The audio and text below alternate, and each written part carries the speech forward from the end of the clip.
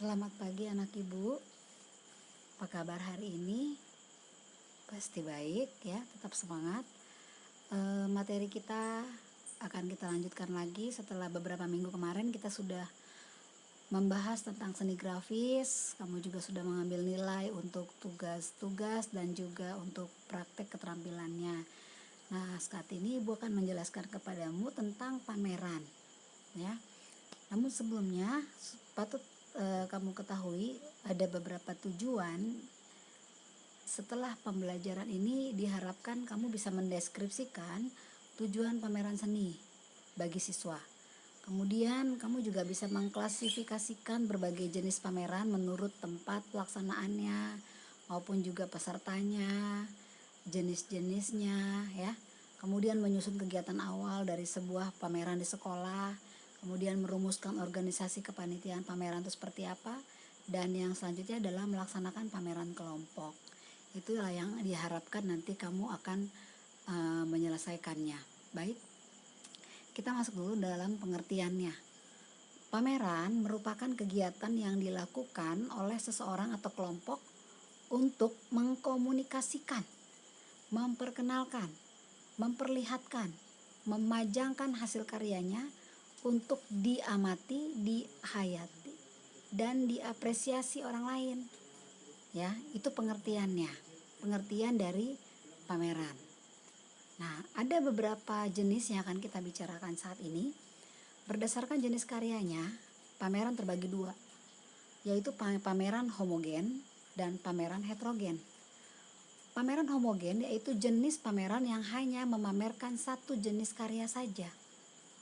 Sedangkan pameran heterogen yaitu jenis pameran yang memamerkan berbagai macam jenis karya. Misalnya, untuk pameran homogen, kita akan mengadakan pameran lukisan.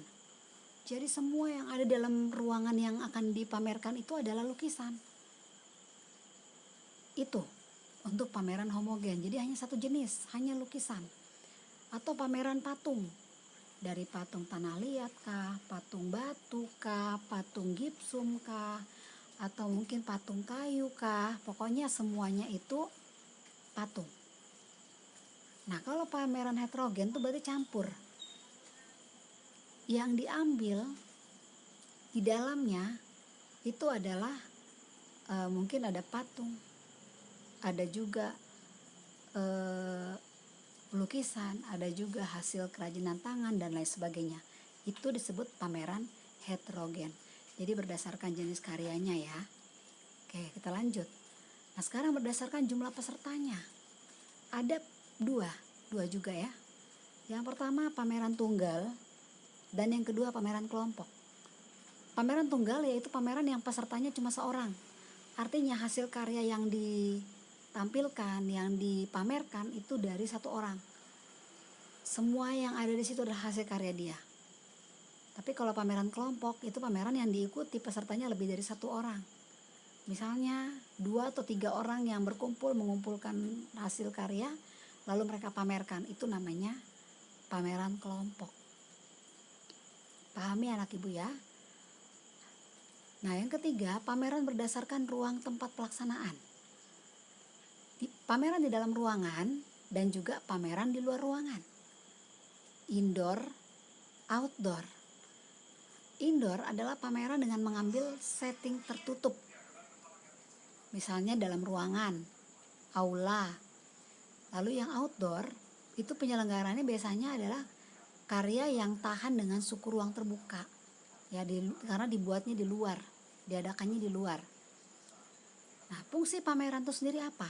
Yang pertama, sebagai media penampilan jati diri seseorang. Lalu yang kedua, siswa meningkatkan daya ekspresi bagi seorang siswa. Ya, sarana peningkatan daya ekspresi bagi seorang siswa. Kemudian yang ketiga, media memperluas cakrawala pengetahuan seni. Yang keempat, media komunikasi antar siswa dengan apresiator. Apresiator itu yang menghargai ya. Lalu yang berikutnya, sarana perangsang kreativitas siswa dalam berkarya seni. Dan yang terakhir, wahana pemunculan ide, aliran, dan jenis seni rupa baru bagi siswa lain ya. Saya ketika kamu lihat sebuah pameran, kamu kepikiran, punya ide, saya juga mau nih mau buat begini nih. Itu artinya ya. Jadi sumber inspirasi bagi teman-temanmu yang lain yang melihat hasil karyamu. Itu fungsi pameran. Nah, sekarang dalam sebuah pameran itu ada kepanitiaannya. Panitia-panitia itu adalah yang pertama, ketua. Tugas ketua adalah mengkoordinasi kerja seluruh panitia kerja termasuk sekretaris dan bendahara. Lalu dia mengetahui dan menandatangani surat-surat dan kesekretariatan. Dia bertanggung jawab terhadap keberhasilan pameran. Lalu yang kedua, sekretaris. Dia menyusun dan menyiapkan proposal, menyiapkan surat-surat keluar, mengarsipkan surat masuk dan surat keluar, menyiapkan surat-surat izin, menyiapkan surat-surat untuk panitia dan siswa. Pokoknya segala macam yang berhubungan dengan surat-surat itu tugas sekretaris. Bendahara. Bendahara mencatat dan menyimpan uang masuk, mengeluarkan uang belanja sesuai prosedur, ya, ini sesuai dengan kebutuhan pameran. Kemudian membuat administrasi keuangan, membuat laporan keuangan, ya, itu adalah tugas dari bendahara. Segala sesuatu yang berhubungan dengan keuangan itu bendahara yang mengerjakan. Lalu yang berikutnya adalah seksi perlengkapan. Seksi perlengkapan punya tugas memenuhi kebutuhan peralatan pameran. Apa aja yang dibutuhkan? Meja kah? Sketsel kah? Ya, merencanakan perlengkapan apa saja yang diperlukan dalam pameran.